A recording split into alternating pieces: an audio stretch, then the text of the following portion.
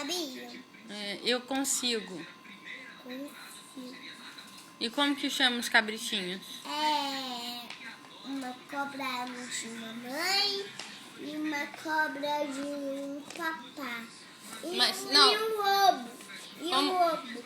Como que a professora chama para fazer os cabritinhos? Tia Lívia. Não. Como que ela faz para chamar vocês? Venham, crianças? Como que é? Vem, crianças! Vem, sem fazer os cabritinhos! E aí vocês respondem o quê? Vem cá, crianças!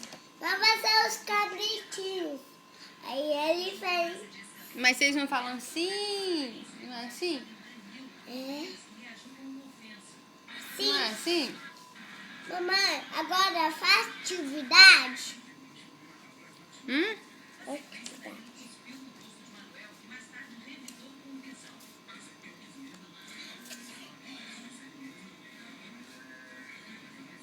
Olha meu avião. Olha meu avião, mamãe.